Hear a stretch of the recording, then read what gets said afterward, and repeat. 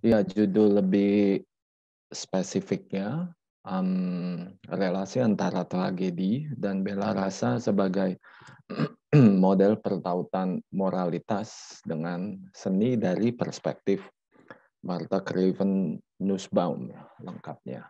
Ya, kalau singkatnya ya ini cuman tadi secara singkat dan pendek gitu ya.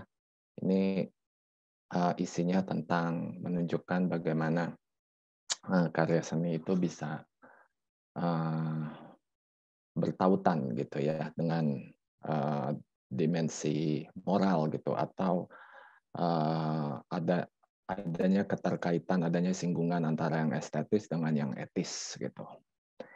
Oke. Sistematika presentasinya sebagai berikut. Jadi saya akan menyampaikan gagasan sentralnya apa, lalu tujuannya apa secara umum pastinya. Mungkin nanti Pak Martin bisa share tentang tujuan spesifiknya gitu, dikaitkan dengan kegiatan PKM gitu Pak. Ya. Lalu saya akan masuk ke gejala-gejala kontroversial dari yang kerap dituai gitu ya oleh karya seni. Gitu.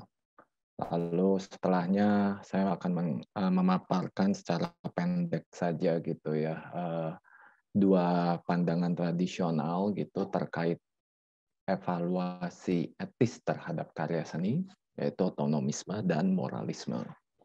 Lalu akan masuk ke pemahaman pandangan Nussbaum tentang tragedi dan bela rasa. Bela rasa ini saya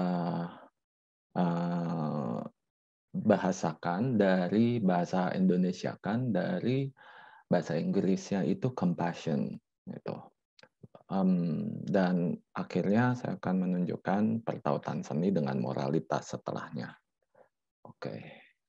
Yang pertama gagasan sentral. Jadi gagasan sentral yang mau dipaparkan adalah bagaimana karya seni dalam hal ini tragedi dalam berperan membangkitkan bela rasa sebagai salah satu bentuk emosi distintif ya kalau dari Martha Nussbaum ya.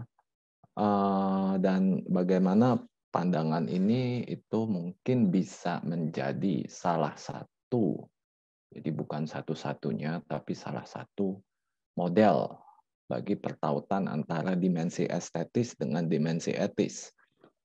Sebelum masuk lebih lanjut, para pemikir lain gitu ya yang membicarakan bagaimana karya seni itu bisa berrelasi atau tidak sepatutnya dipahami terpisah dari dimensi atau aspek moral gitu, bukan cuma Martha Nussbaum aja, tapi ya misalnya ada Noel Carroll gitu yang mengatakan bahwa seni mampu memperdalam pengetahuan moral yang udah ada di dalam diri kita.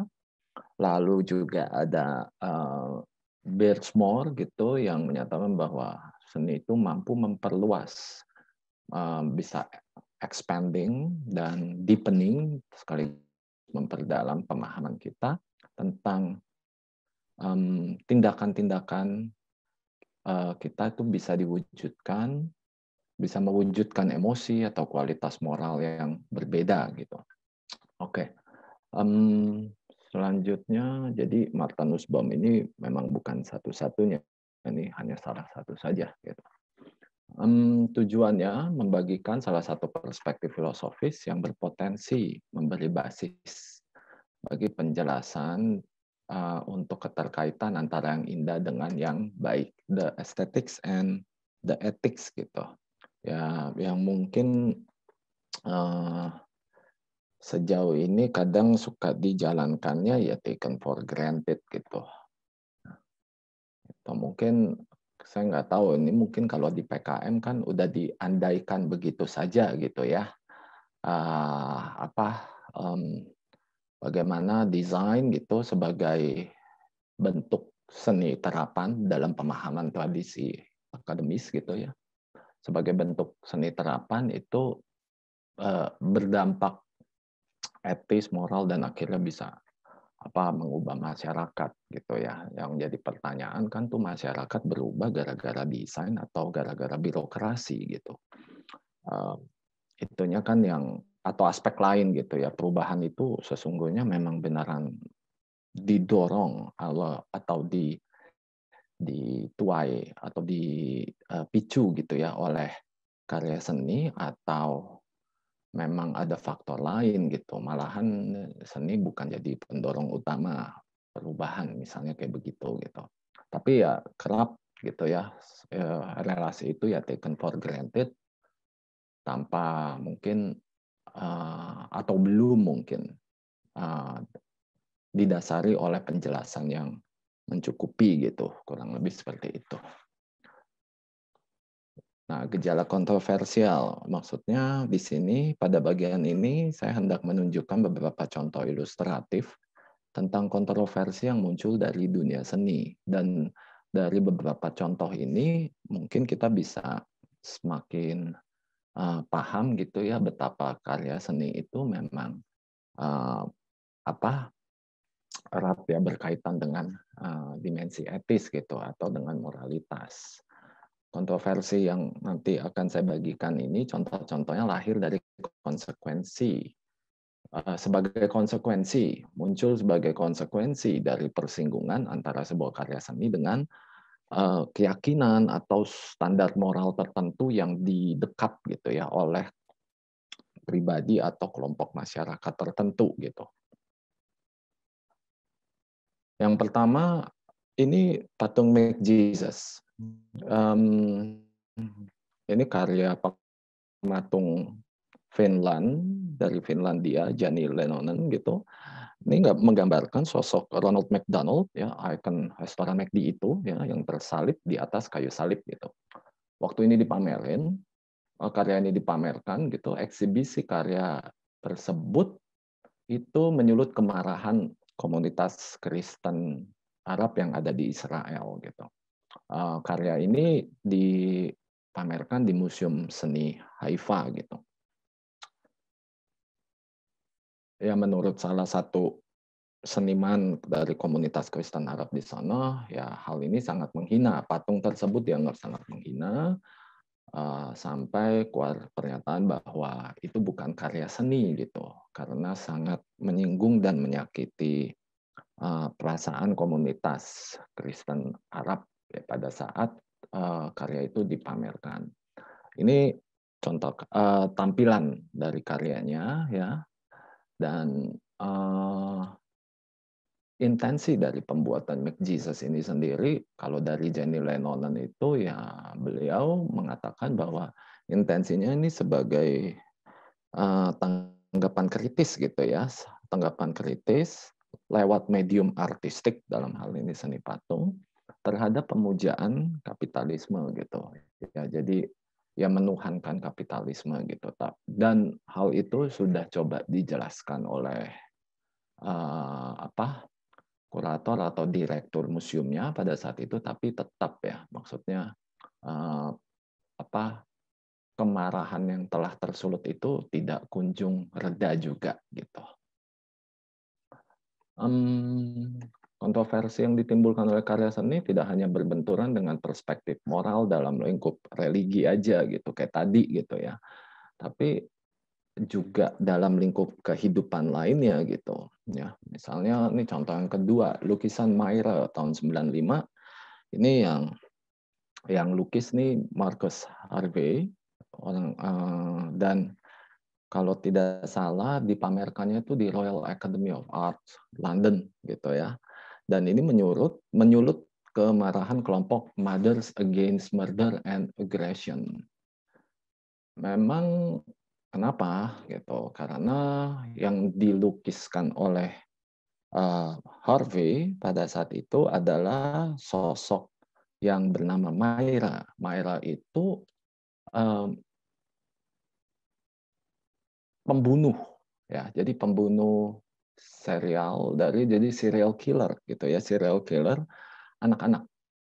Anak-anaknya kalau nggak salah sekitar 10 sampai 12 tahun yang dibunuh-bunuhin oleh Myra Hindley ini gitu.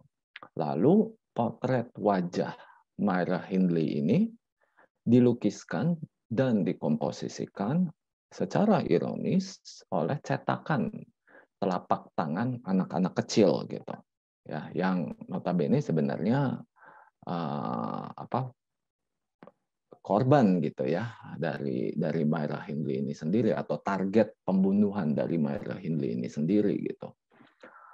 Ini tampilan visualnya gitu ya. Jadi itu mukanya Myra Hindley dan itu dilukis lewat telapak tangan anak-anak kecil gitu. Lalu kalau dari Marcus sendiri atau Harvey sendiri ini yang mau ditunjukin apa gitu?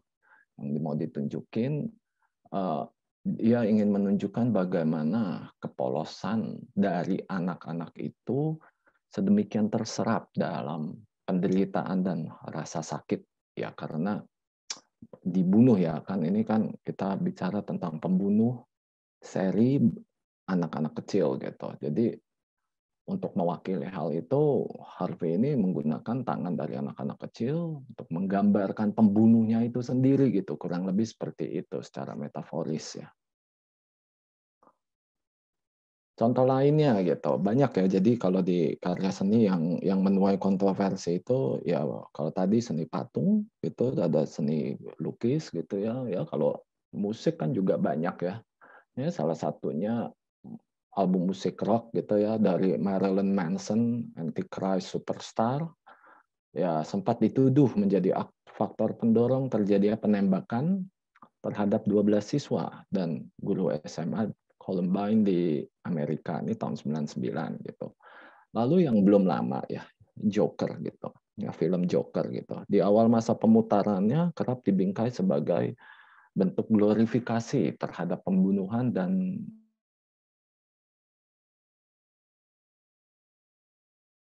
rawat sikap konformistis gitu ya terhadap tindakan kriminal dalam kehidupan bermasyarakat gitu. Kalau di seni naratif gitu, sastra, yang narasi gitu, novel Da Vinci Code gitu ya, karangan Dan Brown pernah dianggap sebagai serangan langsung terhadap basis dari Kristianitas dalam bentuk karya sastra gitu. Ya ini kontroversi-kontroversi yang dituai oleh karya seni. Dari kontroversi yang muncul ini ya memang nggak bisa dipungkiri gitu ya. Jadi karya seni itu memang erat kaitannya gitu ya dengan persoalan moral gitu. Walaupun nggak semuanya berujung dengan kontroversi gitu. Kayak Barry Scott gitu dalam tulisannya yang berjudul Art, Emotion and Morality itu nunjukin juga gitu bahwa dia bisa memicu amarah, bisa sangat menggelisahkan, tapi at the same time gitu ya dia juga mampu menenangkan gitu ya, mendamaikan gitu ya, seperti itu. Lalu pertanyaannya, ya gimana gitu, mau yang dibela nih apa gitu, otonomi artistik gitu ya, atau moralitas gitu. Jadi sebagai sebuah karya seni gitu ya, itu yang mau ditekankan estetikanya atau sebuah karya seni tidak lepas dari evaluasi moral atau evaluasi etis gitu. Nah, kita masuk ke dalam dua pandangan tradisional gitu ya, dalam kerangka persoalan legitimasi evaluasi etis terhadap karya seni gitu. Jadi dua pandangan tradisional ini bukan dua pandangan tradisionalnya estetika pada umumnya, tapi ini dua pandangan tradisional yang muncul dalam kerangka bahwa atau dalam pemahaman bahwa evaluasi etis itu mungkin atau enggak gitu masuk ke dalam atau bukan masuk ke dalam, tapi evaluasi etis itu mungkin atau tidak diarahkan kepada karya seni gitu. Yang pertama, otonomisme gitu ya, sebuah karya seni ini sebuah pandangan teoritis ya, filosofis gitu ya, yang menyatakan bahwa sebuah karya seni harus dia dievaluasi berdasarkan standar artistiknya. Kategori moral itu tidak sepatutnya dilibatkan dalam penilaian estetis gitu. Ya, jadi ini yang ngebela gerakan formalis gitu ya, seperti art for art's sake gitu ya, seni demi seni itu sendiri gitu. Nah, ini masuklah, pandangan ini masuk ke dalam otonomisme gitu. Lalu moralisme seni sebuah pandangan yang mengatakan bahwa nilai estetis dari sebuah karya seni dideterminasi atau direduksi kepada muatan nilai moralnya gitu. Nah, ini kebalikan ya dari otonomisme. Jadi moralisme itu berpijak pada pandangan bahwa yang estetis itu tidak imun dari yang etis gitu. Ya. Saya akan mulai dari otonomisme gitu. Itu contoh ada dua tokoh gitu yang dianggap bisa mewakili otonomisme gitu. Satu Gas, satu lagi Bell gitu. Clive Bell ini salah satu tokoh menjulang gitu ya dari formalisme. Biasanya umumnya kalau di teks-teks estetika atau filsafat seni biasanya beliau ini dimasukkan ke dalam kategori formalisme.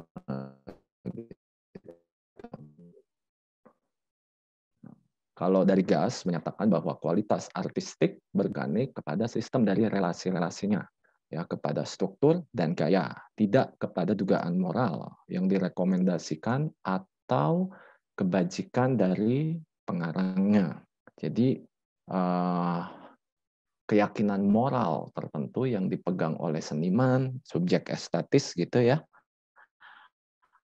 itu tidak seharusnya dilibatkan sebagai atau masuk ke dalam penilaian estetis gitu.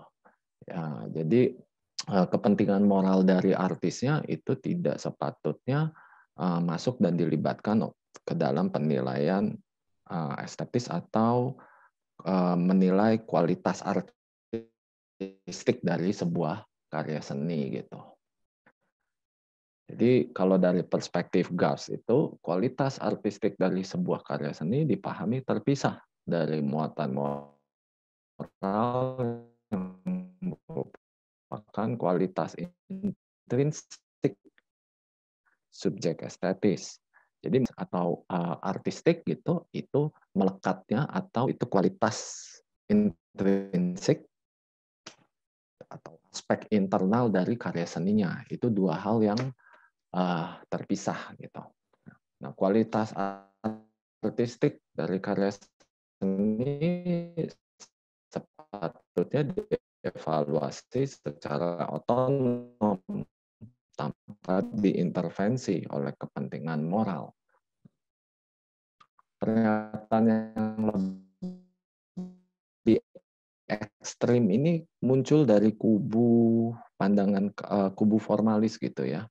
Dari pandangannya Clive moral atau sekurang-kurangnya semua seni adalah moral gitu. Pelbagai kali kita menilai sesuatu sebagai sebuah karya seni, kita telah menilainya penting secara etis dari awal dan menempatkannya di luar jangkauan para menyatakan bahwa hakikat dari seni itu adalah strukturnya yang signifikan gitu, atau the essence of art adalah significant form gitu.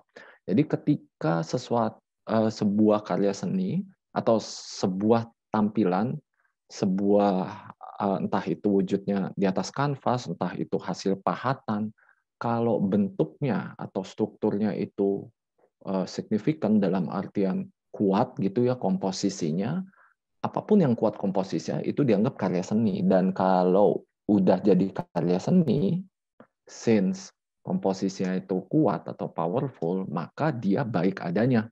Jadi nggak usah dinilai di luar dari komposisinya, kurang lebih seperti itu. Jadi kalau komposisinya bagus gitu ya, baik gitu ya, powerful gitu, ya sudah, nggak perlu dinilai muatan moralnya atau intensi dari pelukisnya apaan, itunya nggak perlu dimasukkan ke dalam penilaian estetis gitu. Bell memahami bahwa setiap karya seni yang terbentuk secara signifikan atau punya struktur formal yang kokoh secara otomatis etis gitu. Yang etis muncul sebagai konsekuensi langsung dari yang estetis. Jadi kalau misalnya ya dia itu estetis gitu, otomatis dia etis gitu. Ya, tapi yang titik tolak atau titik pijakan penilaiannya yang pertama-tama yang lihat estetis gitu. Ya, estetikanya dulu gitu, dimensi-dimensi artistiknya dulu gitu, komposisinya dulu gitu. Konfigurasi antar elemennya dulu yang dilihat gitu. Baru setelah itu kalau semuanya koheren, relasinya koheren, ada konsistensi yang baik yang membangun sebuah karya seni, ya by default itu ya it's a good art gitu. Konsekuensi dari pandangan teoretis ini adalah yang pertama udah pasti karya seni menjadi tidak punya peran apapun kecuali hanya sebatas objek kontemplatif estetis. Objek kontemplatif estetis ini ya kita memberi perhatian kita kepada satu karya seni dan yang dipersoalkan adalah relasi antar elemen-elemen artistik yang ngebangun sebuah karya seni gitu.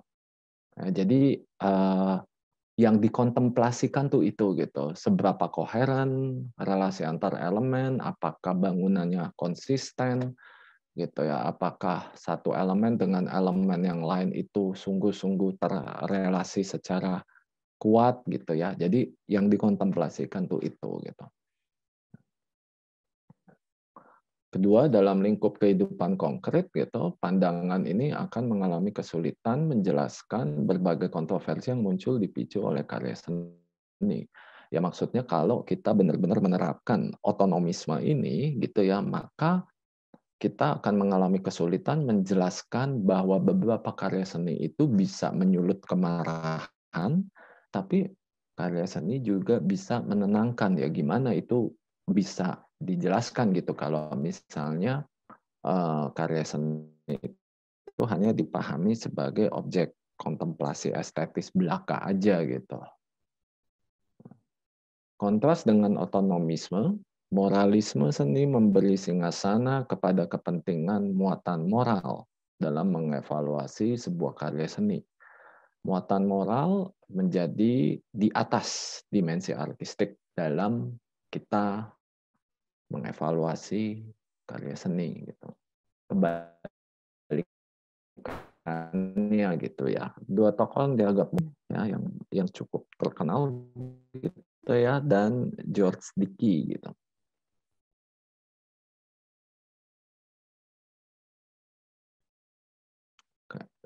Tolstoy ini menempatkan tujuan dari karya seni itu sebagai adalah penyempurnaan moral gitu.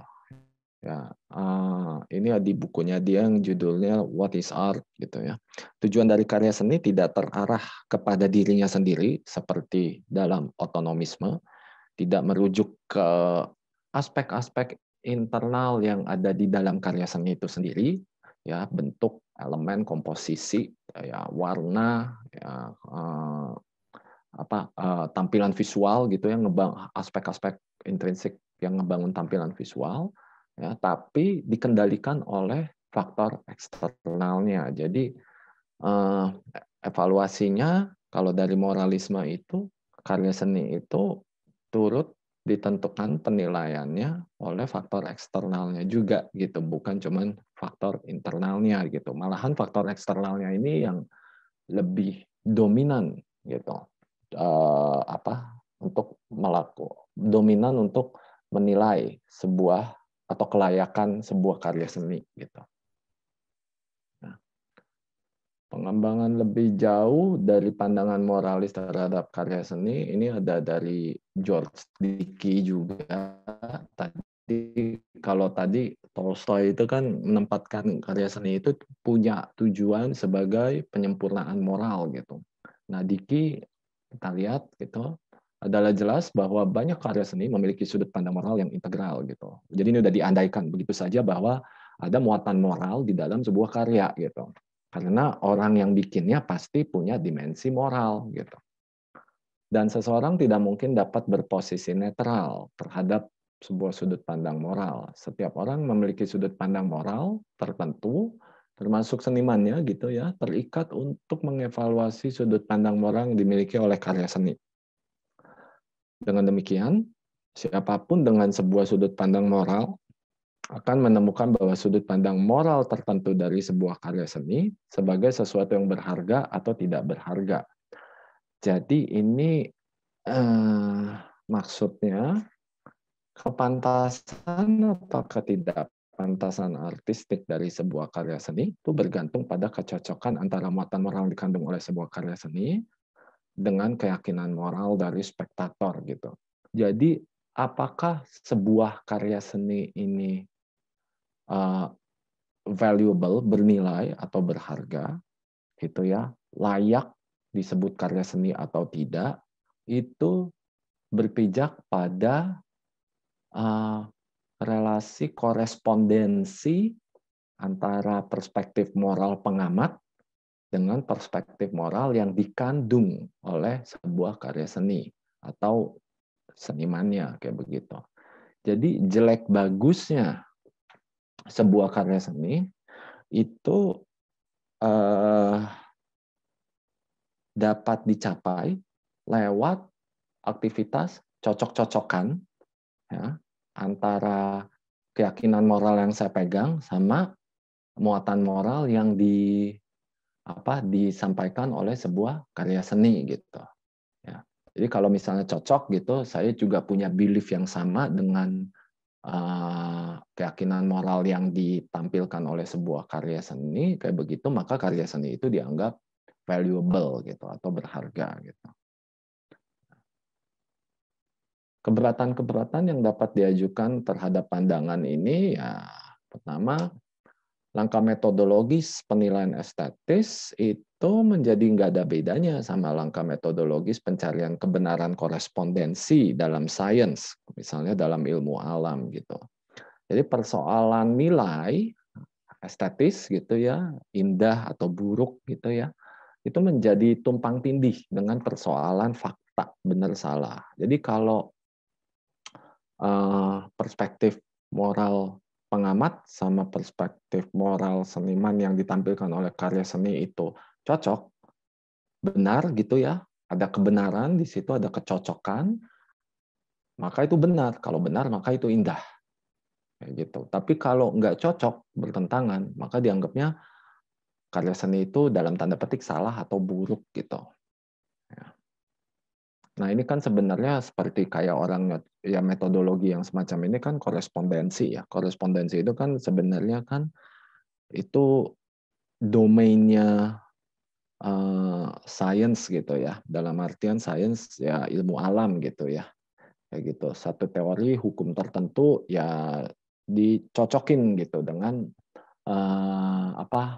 gejala empiris gitu ya atau apa yang ada yang dicocokkan dengan apa yang dapat diamati gitu ya, gejala-gejala fisik yang dapat diamati gitu. Lalu yang kedua, keberadaan dimensi artistik sebuah karya seni secara ironis ditepiskan dengan menempatkan korespondensi perspektif moral sebagai pijakan bagi penilaian estetis. Ini jadi ya yang saya bilang, jadi kalau misalnya perspektif moralnya cocok gitu ya, ya secara moral acceptable gitu, maka otomatis bagus gitu. Ya. Dan yang cocok secara etis ini, cocok secara moral ini menentukan jadi pembenaran untuk yang artistik gitu. Jadi karena apa ya? Jadi kurang lebih karena pandangan moralnya tuh cocok, maka mau seperti apapun tampilan visualnya dianggapnya bagus gitu. Sederhananya seperti itu. Ya ini kan mungkin mirip gitu ya kayak misalnya kita mengenal kalau dalam lingkup pendidikan gitu ya katakan saja misalnya karena dia punya pandangan atau keyakinan moral yang sama dengan saya kayak begitu ya apapun yang dia bikin, karya apapun yang dia bikin gitu ya, dianggapnya bagus gitu. Ya, karena entah itu teman kita sebagai mahasiswa, entah itu kita dosen ya sebagai menilai tugas mahasiswa gitu ya, karena lewat ada kedekatan moral antara kita dengan mahasiswa atau antar mahasiswa gitu ya, apapun yang dia bikin tugasnya selalu kita anggap nilainya itu bagus gitu. Nah, baik otonomisme maupun moralisme memahami seni secara sempit atau reduktif gitu. Ya, otonomisme ya, secara mendasar berujung kepada penciutan seni sebagai objek estetis belaka, ya, sedangkan moralisme memahami seni secara reduktif sebagai instrumen moral gitu. Ya, maksudnya untuk yang moralisme ini kan yang jadi pertanyaan, kalau mau ngutak-ngatik persoalan moral ya kenapa mesti lewat seni gitu. Ya, maksudnya kan bukankah moralitas itu ya bisa aja kita ke tempat ibadah gitu ya, ngobrol sama etisis gitu ya, atau misalnya baca buku etika, baca buku tentang moralitas gitu ya, kenapa mesti lewat seni gitu. Pemahaman yang sempit tentang seni dari kedua kubu tersebut muncul sebagai sebuah konsekuensi dari keberpijakannya pada dualisme antara bentuk dan isi, antara yang artistik dengan yang moral, antara estetika dan etika gitu. Ya, jadi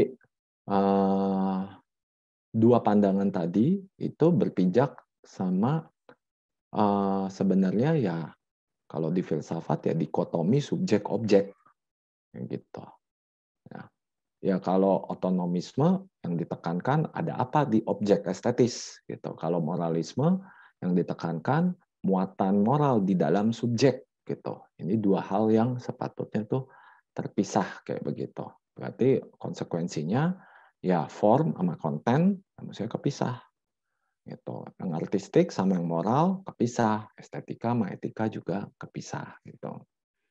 Ini pandangan, ini pijakan, saya rasa ini pijakan dari otonomisme dan moralisme. Pertanyaannya, apakah ada pandangan yang lebih moderat gitu? Oke, saya akan masuk ke pandangannya dari Martha Nussbaum. Ya. Nussbaum ini sendiri itu sebelum saya masuk ke slide ini gitu, dia filsuf Amerika, lalu secara umum gitu ya bisa masuk dalam aliran pemikiran filosofis yang namanya pragmatisme gitu. Jadi pragmatisme ini erat kaitannya dengan kognitivisme, erat ya pragmatisme dan kognitivisme gitu ya. Dan pragmatisme itu apaan gitu ya? Pragmatisme itu secara pendek gitu ya, itu merupakan doktrin filosofis yang menekankan pentingnya pengguna bertindak gitu. Ya, jadi bagaimana knowledge itu should lead to action. Gitu. Ya, jadi intelektualitas dalam pragmatisme ya tidak hanya berfungsi untuk mencapai pengetahuan tertentu, ya akan tetapi untuk mengetahui tindakan apa yang harus dilakukan gitu. Jadi knowing sama acting upon what you know itu relasi yang tidak dapat dipisahkan gitu kalau di pragmatisme. Ini kurang lebih doktrin filosofis yang mewarnai lah dan turut ngebangun konstelasi pemikirannya dari Martha Nussbaum gitu. Nah, pandangan Nussbaum tentang relasi antara karya seni dan moralitas, estetika dan etika merupakan bagian dari konstelasi filsafatnya tentang emosi gitu.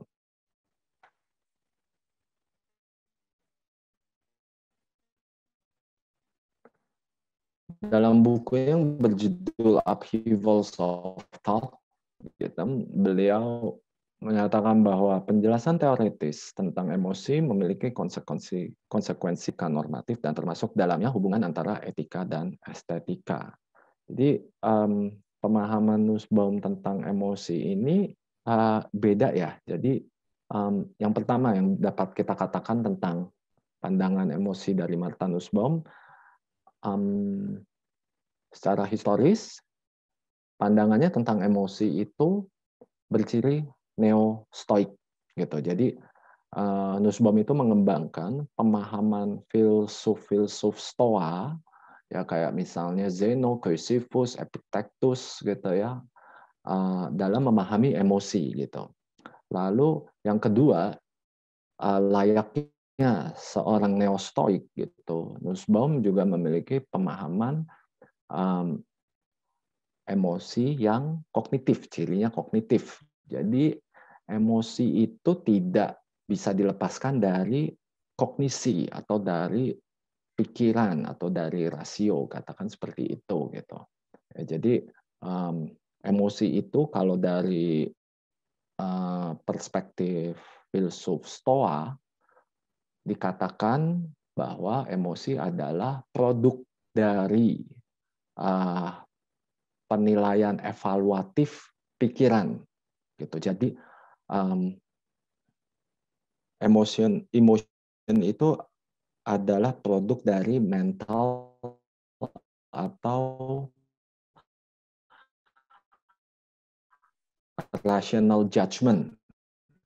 Seperti Stoa, emosi itu muncul justru karena kita salah melakukan penilaian gitu. Ya, jadi ketika pikiran kita salah melakukan penilaian, ya itu emosi muncul gitu. Ya, penilaian yang kayak apa maksudnya? Penilaian yang seperti Stoa itu, jadi emosi itu biasanya muncul ketika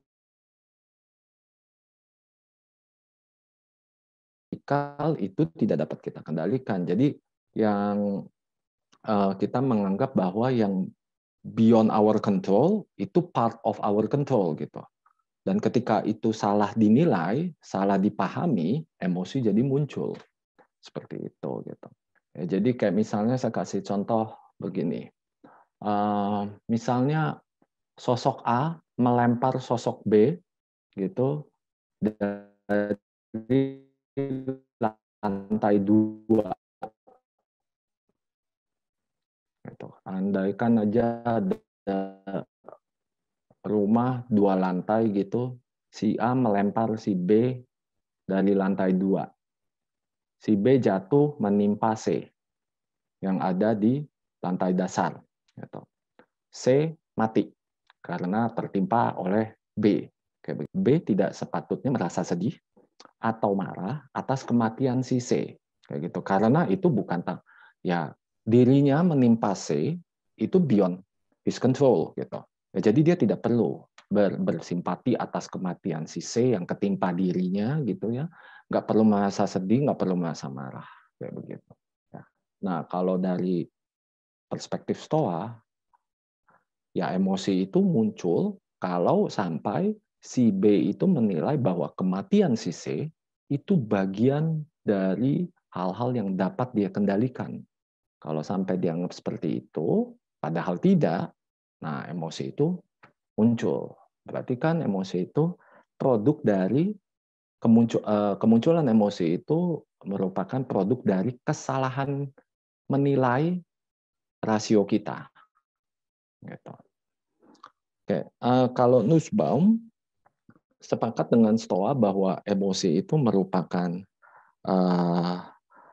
bagian dari pikiran, bagian dari kognisi kayak gitu ya, tapi punya pandangan yang berbeda dengan kaum Stoa gitu. Nussbaum tidak memiliki pandangan yang secara konotatif buruk gitu terhadap emosi, Malahan Nussbaum itu mengatakan bahwa emotion itu sesuatu yang harus dilibatkan dalam teori-teori etika atau teori-teori tentang moral.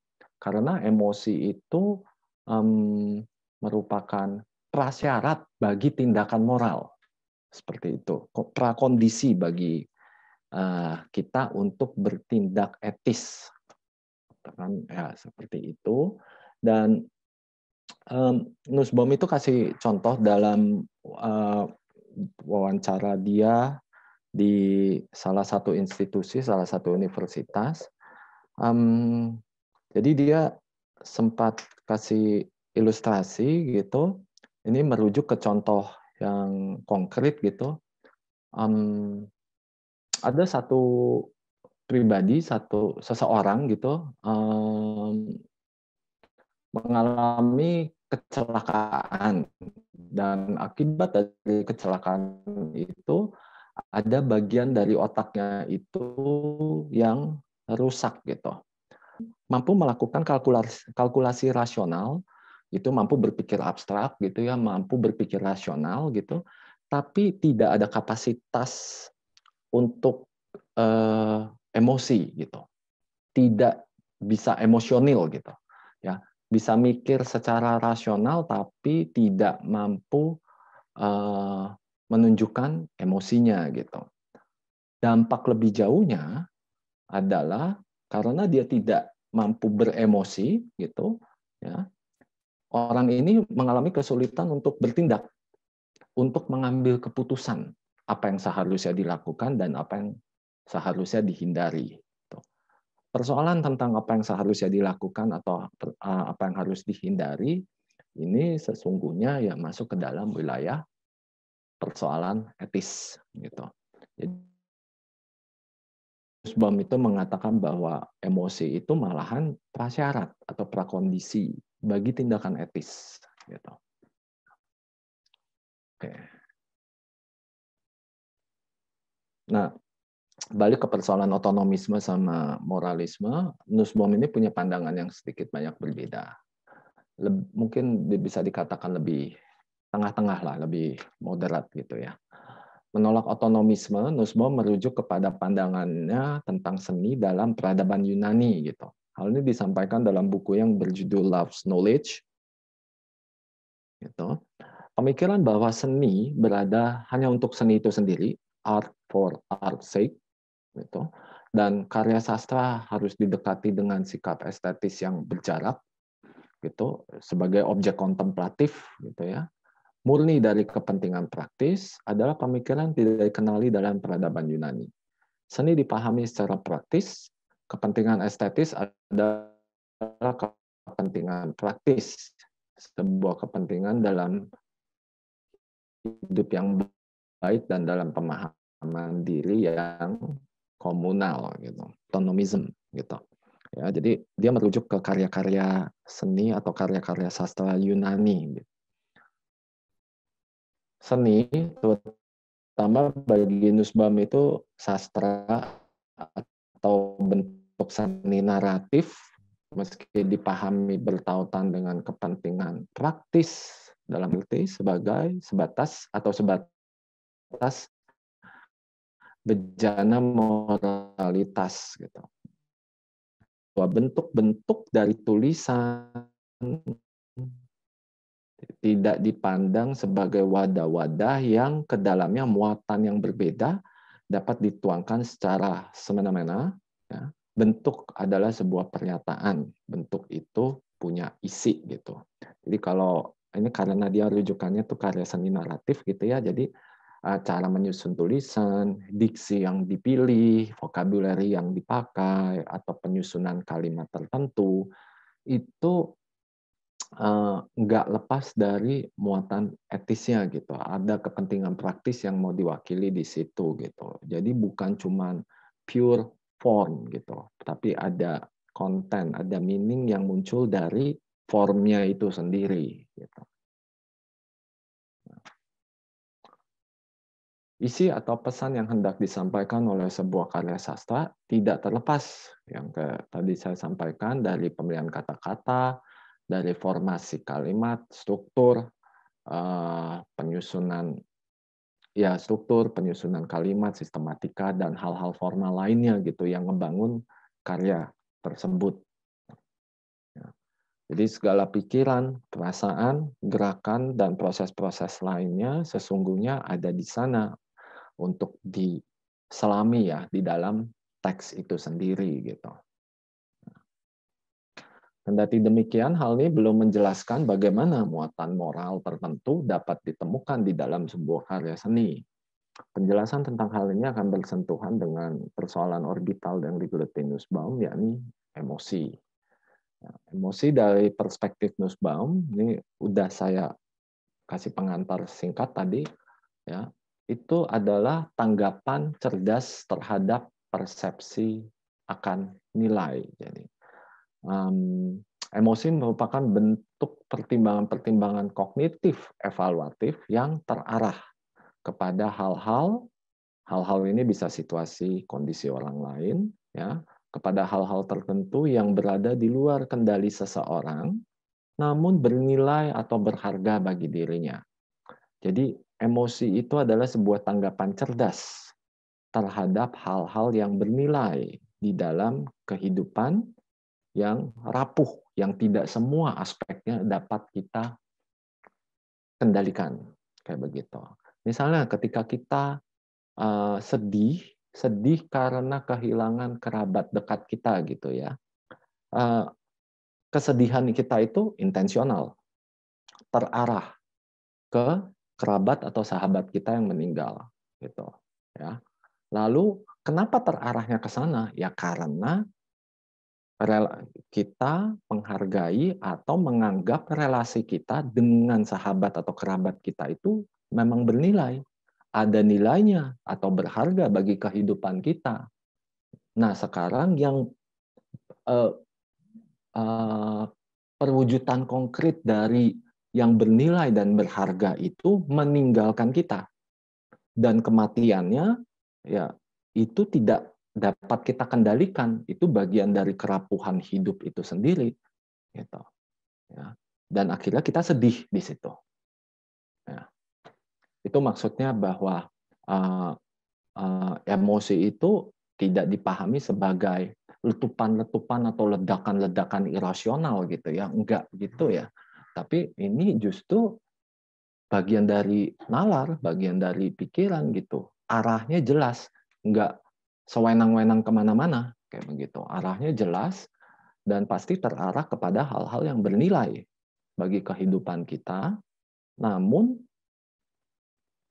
tidak dapat kita kendalikan. Gitu. Catatan tambahan di sini saya masukkan, keberadaannya itu membentuk lanskap dari kehidupan mental dan sosial kita.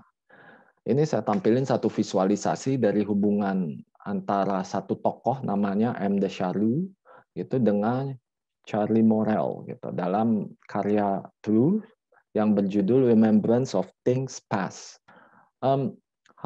Karya ini dikutip sama Nussbaum di bagian depan dari bukunya yang berjudul Upheavals of Thought gitu ya, atau pergolakan pikiran gitu.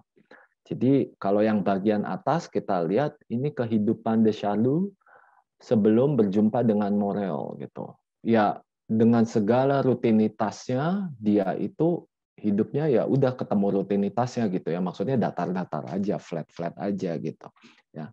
Tapi begitu dia ketemu tokoh yang namanya Morel ini ya, yang tadinya flat jadi planar gitu, flat plane gitu, muncul ya. Ada rage, ada jealousy, ada hate, ada suffering, ada pride, curiosity, astonishment, envy, love. Dan ini yang tadinya flat, lanskapnya jadi berubah. Lanskap pikirannya tuh jadi berubah.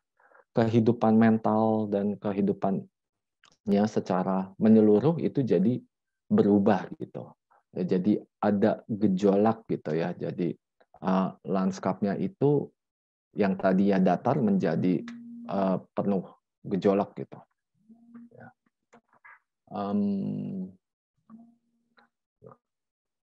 itu tentang emosi gitu ya. Nah, sekarang saya akan masuk ke dalam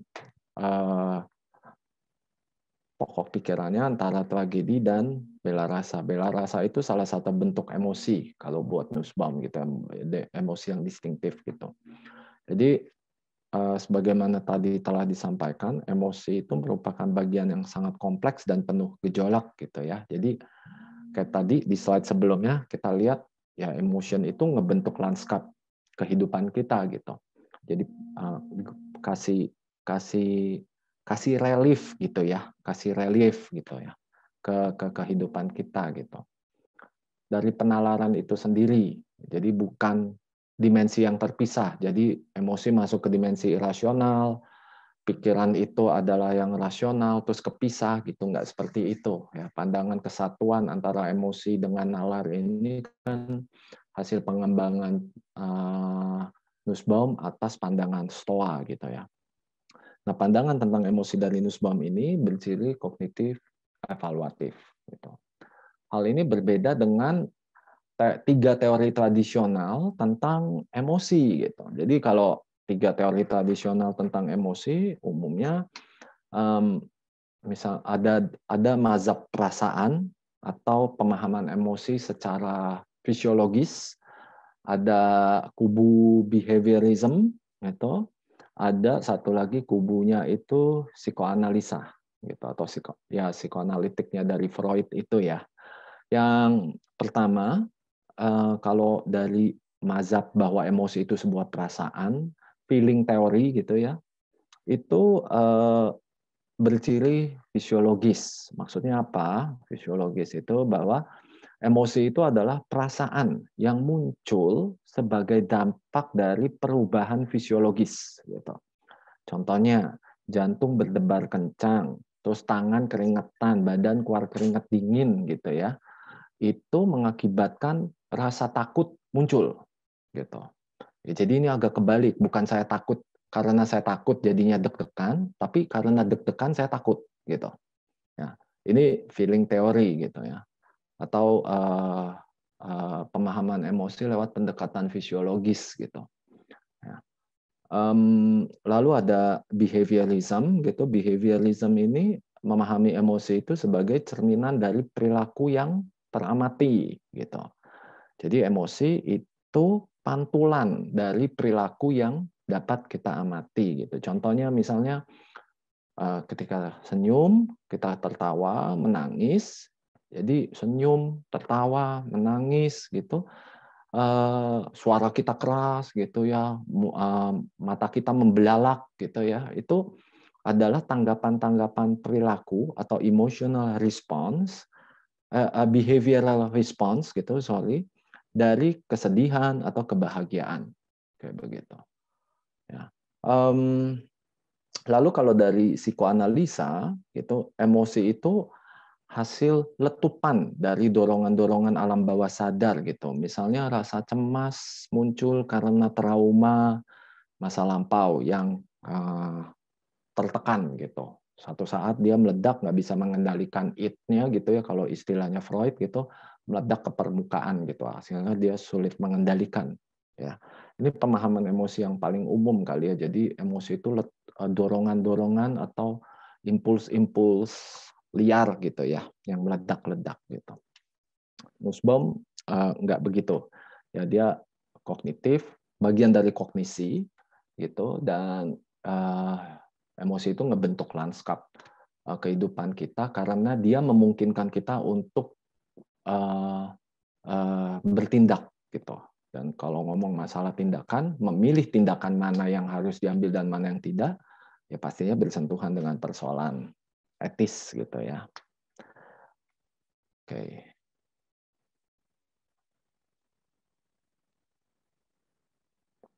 Emosi, sebagaimana dipahami dari perspektif Nussbaum, itu dapat dibangkitkan oleh atau diaktifasi oleh karya seni gitu. Bagi Nussbaum, karya seni gitu ya, khususnya karya seni naratif termasuk sastra, mampu membangkitkan emosi-emosi tertentu yang dituntut olehnya di dalam diri seorang spektator yang mengamati dengan khusyuk dan mengikuti isyarat-isyarat dari formnya, dari bentuknya gitu. balik lagi, ini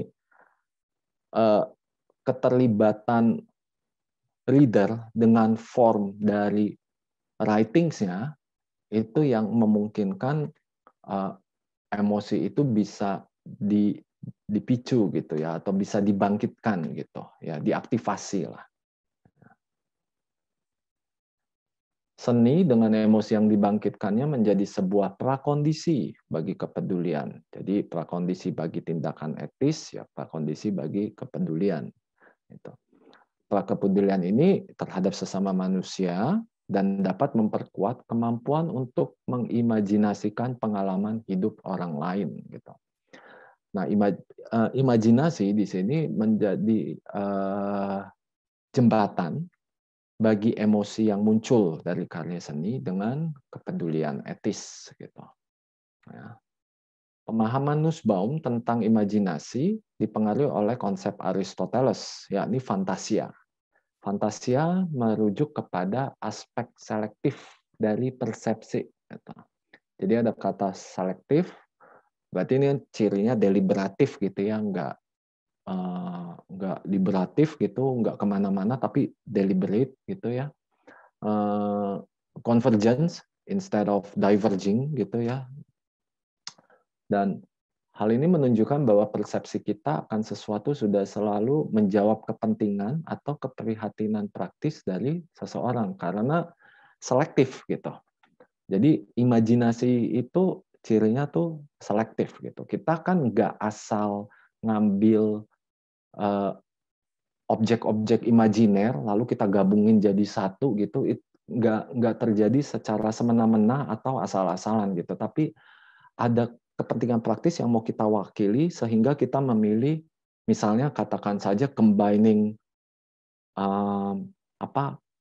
buah apel sama buah pisang gitu untuk dijadikan minuman atau makanan, katakan seperti itu. Pasti kan ada kepentingan praktis, ada kepedulian tentang yang baik itu bagaimana pada saat kita menseleksi ide-ide yang ada di pikiran kita gitu. Jadi fantasia dari Aristoteles itu tidak dipahami sebagai fantasi dalam pemahaman populer, ngawang-ngawang gitu ya, ngalor ngidul nggak yang kemana-mana gitu pikirannya, enggak.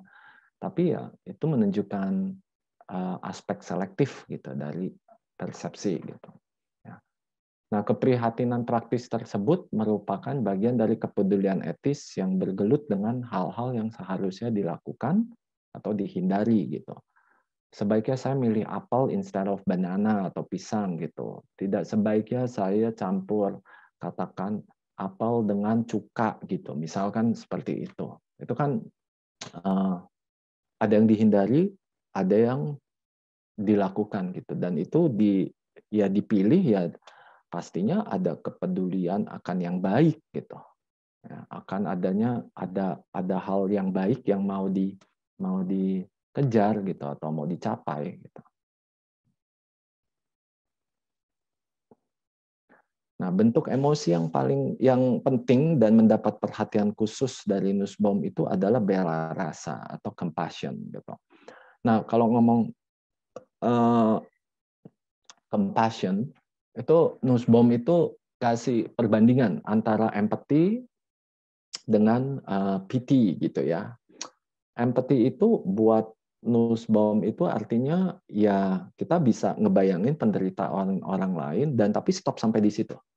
Jadi rekonstruksi merupakan bagian dari rekonstruksi pikiran kita untuk membayangkan penderitaan atau kesulitan orang lain gitu.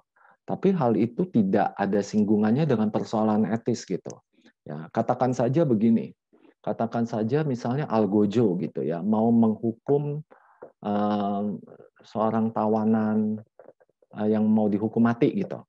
Dia misalnya seorang Algojo yang mau menjalankan hukuman mati bagi seorang tahanan gitu.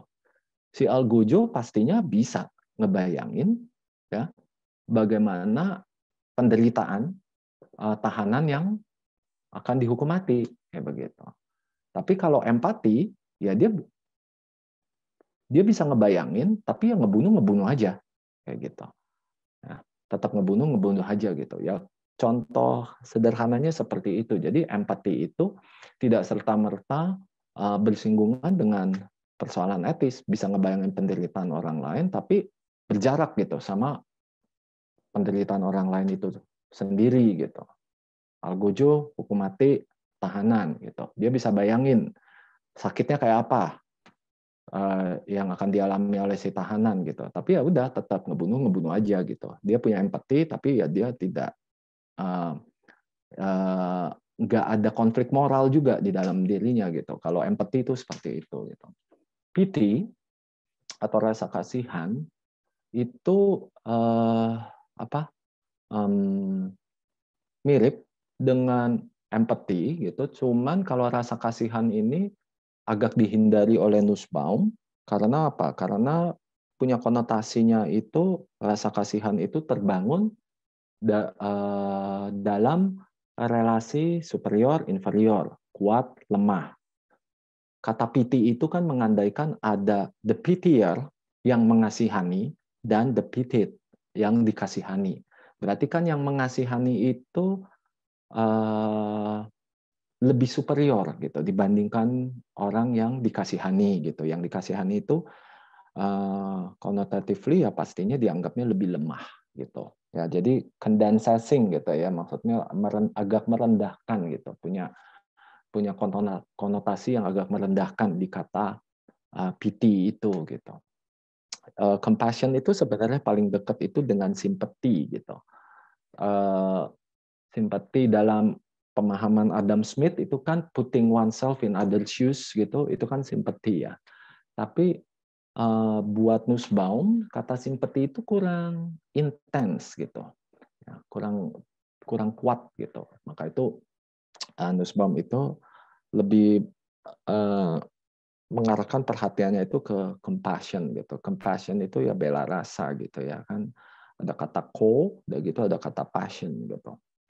Co itu kan sama kesetaraan gitu. Passion itu bukan cuma sekedar hasrat tapi juga artinya itu kan dekat dengan penderitaan gitu. Jadi membela rasa adalah membela rasa penderitaan yang dialami oleh orang lain gitu. Itu compassion gitu. Bela rasa dianggap penting karena dipahami Nussbaum memiliki keterkaitan erat dengan kepedulian etis.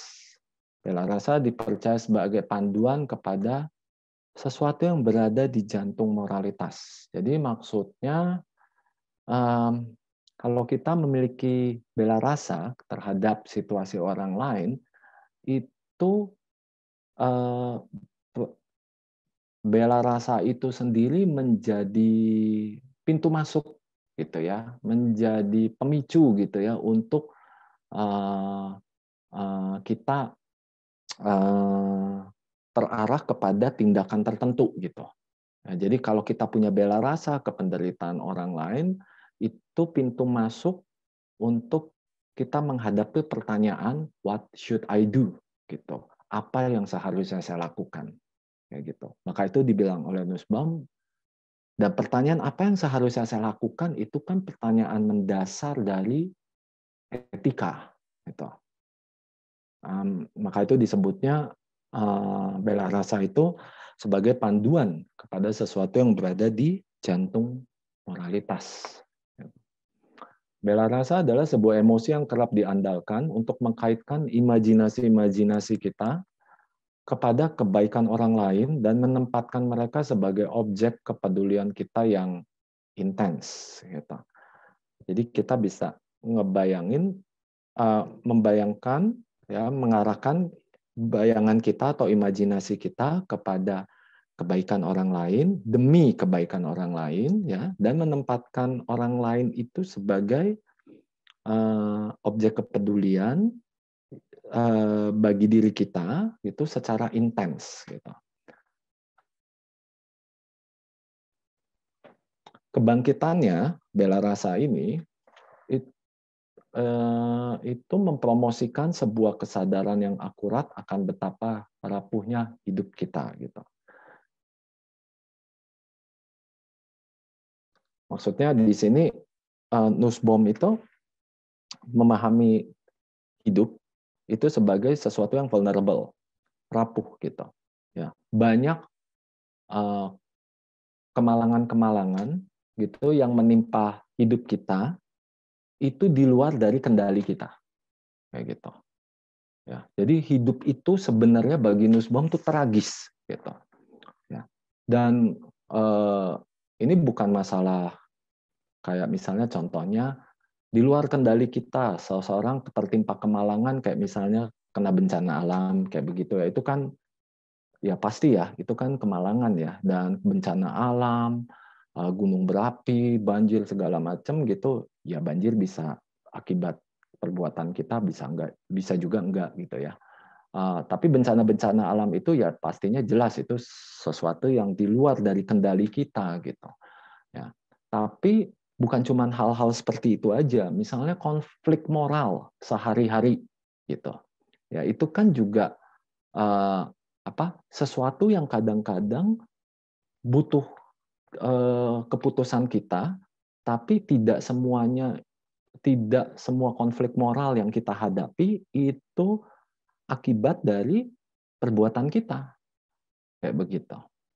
Ya, kayak misalnya seorang bapak dihadapkan dengan situasi harus memilih antara istrinya atau anak yang mau dilahirkannya yang hidup, kayak gitu. Itu kan konflik moral ya di situ. Ya, itu kan bukan pilihan yang gampang gitu. Dan konflik moral ini kan nggak semuanya muncul sebagai konsekuensi dari tindakan kita gitu. Kalau misalnya istrinya mau melahirkan anaknya, kalau mau menyelamatkan istrinya, misalnya calon anaknya akan meninggal, bayinya gugur. Tapi sebaliknya, kalau misalnya mau menyelamatkan anaknya, istrinya yang meninggal. Ini kan nggak sepenuhnya di dalam kendali kita gitu, dan ini kan bukan sesuatu yang dapat kita pahami dalam pertimbangan untung rugi gitu. Lebih untung mana punya anak atau punya istri gitu. Nah ini konflik moral sehari-hari seperti ini kan juga sering ya terjadi gitu ya. Dan ini menunjukkan bahwa hidup tuh rapuh gitu. Hidup tuh penuh tragedi gitu ya. Ya kayak misalnya kalau sehari-hari ngurusin kerjaan atau anak gitu. Mana yang lebih penting? Nggak bisa kan? Sulit gitu, nggak segampang oh ya udah kerjaan aja atau misalnya anak aja kayak begitu. Ini kan konflik moral ini part of our daily life dan bagian dari keseharian hidup karena hidup itu rapuh. Bagi Nussbaum ya seperti itu gitu.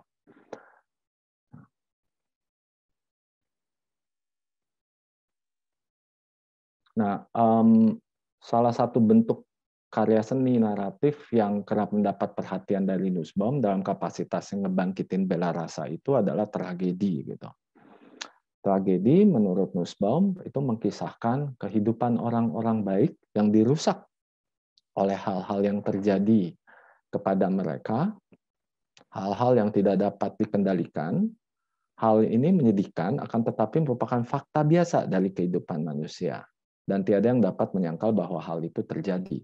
Ya contohnya kayak tadi ya, konflik moral itu bagian dari kehidupan sehari-hari kita, dan itu nunjukin betapa rapuhnya hidup kita. Tidak semuanya dapat kita kendalikan gitu. Ya, konflik-konflik yang kita hadapi tidak semuanya semudah diselesaikan seperti kayak memilih black atau white gitu ya, hitam atau putih, nggak kayak misalnya racun atau makanan nggak semudah itu gitu. Dan itu nunjukin memang bahwa hidup itu ya memang rapuh gitu. Nah, tragedi ini salah satu bentuk karya seni yang bisa atau berpotensi menunjukkan hal itu. Dan bela rasa di sini akhirnya bisa muncul gitu. Ya, jadi kalau menurut Nussbaum isi dari tragedi itu bisa memicu ya this distinct moral capacity of having compassion seperti itu. Nah,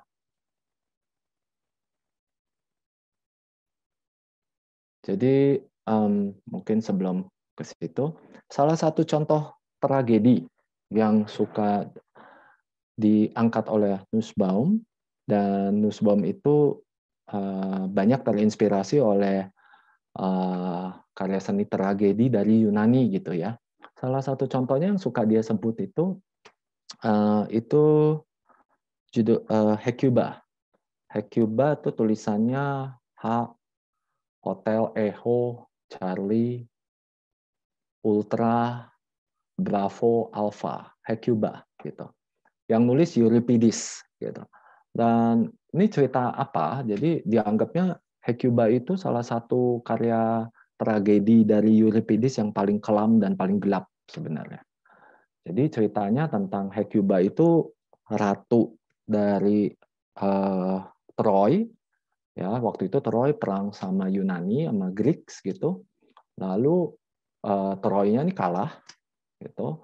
Dari tadinya statusnya ratu, karena Troy-nya kalah, dia jadi budak. Dan dari belasan anaknya, itu hampir semuanya meninggal karena perang Troy dan Yunani itu. Gitu.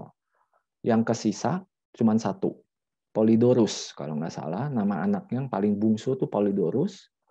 Nah, ketika sudah kalah dari Yunani, gitu, dia jadi budak, tapi dia masih sempat menitipkan Polydorus ini ke kawannya gitu, ke sahabatnya gitu. Ya, sahabatnya ini namanya Polymeter gitu, kalau nggak salah. Itu raja dari kerajaan Thrakean ya. Ya intinya dia udah jadi budak, anaknya tinggal satu yang selamat, dia titipin anaknya sama temennya, gitu, sama sahabatnya. Tapi karena situasi perang dan kekacauan pada saat itu, sahabatnya ini akhirnya membelot, ngikut ke orang-orang Yunani gitu. Akhirnya dia ngebunuh si Polydorus ini gitu, anaknya si Hecuba. Gitu. Dan Hecuba itu menemukan terus di tepi pantai ke bawah ombak gitu. Jadi tadinya ratu, pembawaannya anggun, bijak, lalu jadi budak, anaknya dibunuh semua, lalu tinggal satu anaknya ini dibunuh juga sama temannya, sama sahabatnya gitu. Di titik itu akhirnya Hecuba kerasukan rasa marah gitu ya. Jadi sangat marah, ngamuk, dan penuh dengan dendam. Akhirnya dia bunuh temannya. Yang dia titipin anaknya ini dia bunuh, dia cukil matanya dan dia bunuh gitu. Setelah itu keteragisan ini nggak berhenti sampai situ. Karena perbuatannya itu ngebunuh temannya sendiri, ya karena temannya ngebunuh anak bungsunya si Polydorus gitu. Akhirnya Hecuba dikutuk oleh dewa-dewa jadi anjing. Kayak gitu. Jadi udah dari ratu, budak, jadi anjing. Tuh. Tragedinya di sini ya yang ditunjukin ya bahwa a lot of things yang kita nggak bisa kendalikan dalam kehidupan, dan hal itu bisa sampai membongkar bingkai moralitas kita gitu. Dari baik bisa jadi jahat. Gitu. Atau malahan sebaliknya gitu. Ya. Dan bela rasa, compassion itu bisa muncul gitu. Bela rasa itu bisa muncul dalam artian bahwa seni naratif tragedi ini menurut Nussbaum itu bisa membangkitkan bela rasa dalam arti memberi kesempatan kita untuk membayangkan penderitaan orang lain tuh secara hidup, alive gitu ya, tapi juga merasa sakit pada saat membayangkannya gitu. Jadi kita bisa ngebayangin penderitaan orang lain, tapi di saat yang bersamaan juga kita juga sedikit banyak menderita pada saat merasakan derita itu sendiri di diri kita pada saat kita ngebayangin situasi orang lain itu gitu. Dan hal itu bisa diangkat oleh atau diaktifasi gitu oleh tragedi gitu, karya seni naratif tragedi gitu. Oke. Nah, saya masuk ke sini. Kalau tadi saya ngomongin bagaimana tragedi sebagai satu bentuk karya seni naratif gitu dan hubungannya dengan bentuk emosi yang distintif gitu ya, yakni bela rasa gitu dari perspektif Nussbaum. Nah, sekarang petautan seni dengan moralitas itu. Pandangan Nussbaum tentang hubungan antara tragedi dan bela rasa menunjukkan relevansi antara karya seni dengan moralitas. Gitu. Ya karena begitu orang memiliki bela rasa, bisa ngebayangin penderitaan orang lain, gitu ya, bisa mencantolkan imajinasinya untuk terarah kepada penderitaan orang lain, dan pada saat dia berimajinasi dia juga merasakan rasa sakit yang diderita oleh orang lain. Ya pada saat itu pasti kan muncul pertanyaan, what should I do gitu, apa yang harusnya saya lakukan gitu ya, karena apa yang dialami oleh Hecuba, katakan saja, ya itu bisa juga terjadi sama saya bisa juga terpuruk sebagaimana Hecuba itu terpuruk gitu. Saya juga bisa, tanpa saya mampu kendalikan, bingkai moral saya rusak gitu. Ya, lalu saya harus ngapain? What should I do gitu terhadap hal itu gitu. Apa yang harus saya lakukan terhadap hidup saya gitu. Ya. Jadi dari tragedi, bela rasa yang muncul itu memberikan kita kesempatan untuk menala kembali gitu ya. Menala tuh kayak stem ulang gitu ya, stem ulang gitu, kepedulian etis kita terhadap orang lain gitu. Ya. Lalu pertanyaannya di sini, mengapa seni gitu ya? Tidakkah kita dapat belajar langsung dari teori-teori etika yang ada, bisa lewat buku sejarah atau nonton berita gitu ya, baca biografi orang gitu ya, atau langsung ngalamin kerapuhan hidup sendiri gitu, hidup itu sendiri gitu. Kenapa? Why art gitu?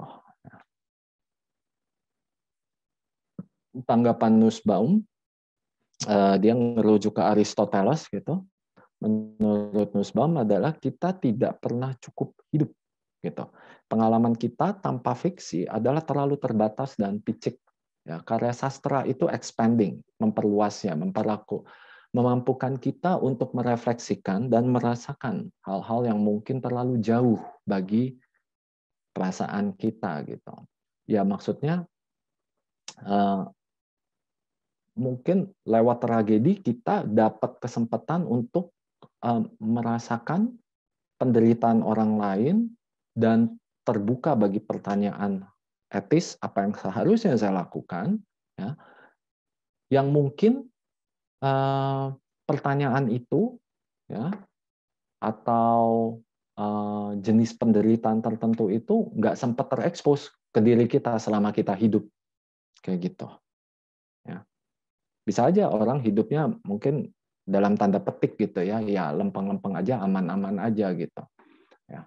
Ya mungkin ada aja yang lancar-lancar aja gitu hidupnya gitu ya, atau hidupnya mungkin terlalu singkat gitu ya, untuk jadi orang yang compassionate gitu, katakan seperti itu. Walaupun hidup itu ya itu ya rapuh ya, yang tadi katakan oleh Nussbaum gitu ya, maksudnya nggak ada manusia itu yang hidupnya tuh nggak ada gejolak gitu, lancar-lancar aja, lempeng-lempeng aja gitu ya, pasti konflik moral, pergolakan-pergolakan itu pasti turut ngebangun itu ya lanskap dari kehidupan manusia gitu. Lebih lanjut lagi, seni naratif bagi Nussbaum menurutnya dalam tanda petik lebih filosofis daripada sejarah. Karena teks-teks sejarah, biografi, nonton berita, baca koran, dengar kata orang, kayak begitu, itu hanya menunjukkan apa yang telah terjadi. Sedangkan karya-karya seni naratif, sastra, gitu ya, menunjukkan hal-hal yang mungkin terjadi dalam kehidupan manusia. Ini dekat sekali dengan pemahaman seni dari Aristoteles gitu. Jadi seni dari pemahaman Aristoteles itu justru memang mau menunjukkan apa yang mungkin atau apa yang dapat terjadi gitu. Tapi bukan ngomongin apa yang sudah terjadi kayak begitu. Ya, jadi itu pemahaman seni gitu ya dari Aristoteles, dan memang Nussbaum itu terpengaruh ya, terinspirasi dari pemikirannya Aristoteles. Karya sastra mampu mendorong kita untuk mempertimbangkan keberadaan orang lain, termasuk orang asing yang berbeda dengan kita sekaligus serupa gitu. Ya misalnya kayak tadi contohnya Hecuba gitu. Tokoh Hecuba ini ada di antah berantah sana gitu ya. Ya Troy-nya juga udah hilang gitu, udah nggak ada lagi gitu. Terus juga udah terjadinya masa lampau kayak gitu. Beda dengan diri kita di zaman sekarang, tapi serupa dalam artian ceritanya menunjukkan bahwa hidup itu rapuh. Apa yang terjadi pada Hecuba mungkin terjadi, hal-hal itu mungkin saja terjadi dalam wujud yang berbeda terhadap diri kita.